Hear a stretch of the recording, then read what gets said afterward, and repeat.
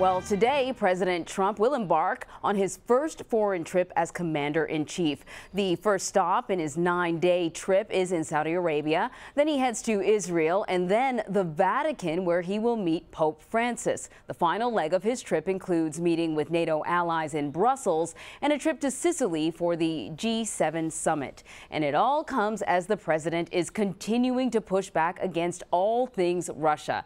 Here's what Mr. Trump had to say to a press conference yesterday in response to a question about the appointment of special counsel Robert Mueller.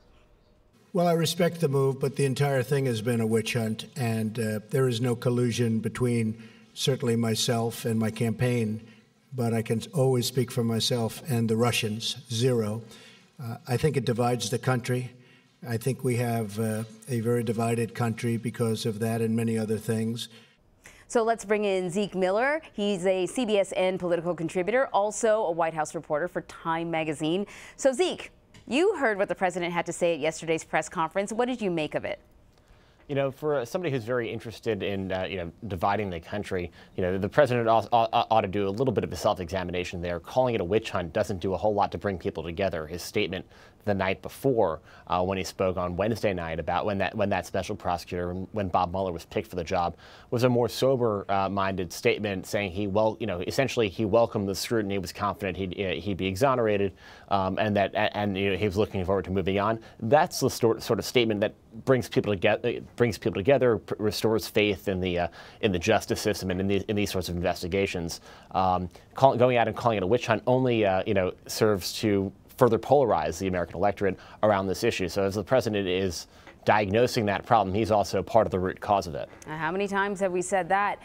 Zeke, now the New York Times is reporting that former FBI Director James Comey was really uncomfortable with the president's attempts to reach out to him directly and to discuss ongoing investigations. He said that he felt like, the president was attempting to perhaps be chummy with him, and he didn't like that.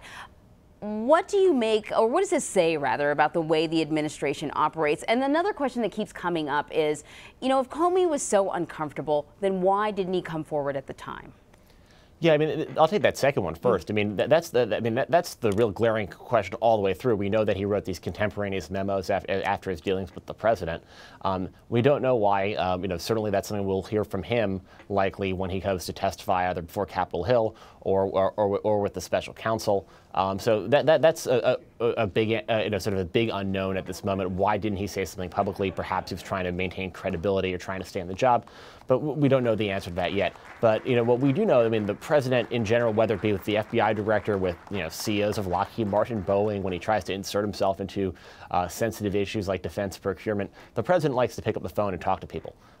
He likes to insert himself in areas where presidents haven't inserted themselves before. He likes to micromanage a little bit, tries to cut deals and just call people up and see what's going on.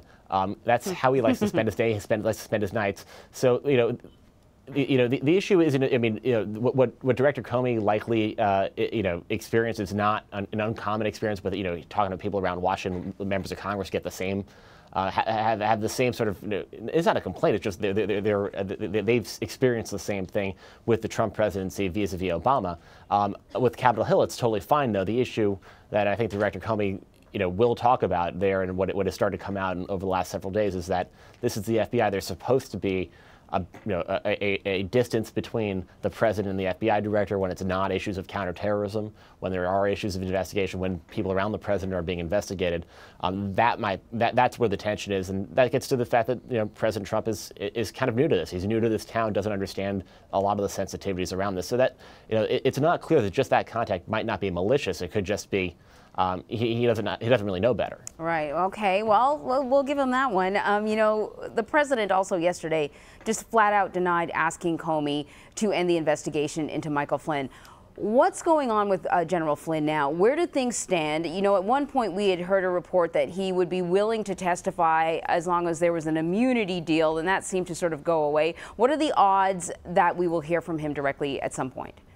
You know, it seems somewhat unlikely right now that he would testify because we do know, given that, what's public, given what we've heard from lawmakers who are investigating this, his situation, that he likely did something wrong when he didn't disclose the payments from Russia on his security clearance form. That's what congressional lawmakers said. They said there was no reason to believe that he was fully in compliant with the law, and then also having to register as a foreign agent for the government of Turkey, which he only did this year for work he did last year. That's wrong. I mean, it's not uncommon that people have to go back and fix these mistakes. But what he did, so for him to go out and testify might not be. I've spoken to his lawyer. Others have spoken to people in similar situations. It's unlikely that we'll see him go out and tell his own story. The question is, will there be criminal charges here, or just a slap on the wrist from Congress or the Justice Department? It's really too soon to tell on that front. Right. So the president still hasn't named a new FBI director, but it seems as though former Senator Joe Lieberman seems to be rising to the top of this, the many names that we've heard. What do you think a confirmation process will be like if it turns out to be Lieberman? It's going to be a lot more difficult than the president or the White House are really anticipating. I mean, we've seen this pattern from them a little bit over the last couple of weeks. When they fired Director Comey, they said, when the president described in the press conference yesterday, I thought I'd get Democrats on board too, because they don't like they didn't like him either because of the Hillary Clinton investigation.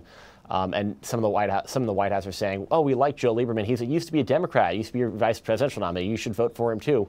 Maybe we can get if not 100 to 0, pretty high up to a small number in the confirmation of a big bipartisan vote. Problem is, Joe Lieberman of 2000 is not necessarily the Joe Lieberman of today. Certainly, he's not. The progressive wing, the populist wing in the Democratic Party is not what it was back in 2000. It's far more ascendant. They don't like him.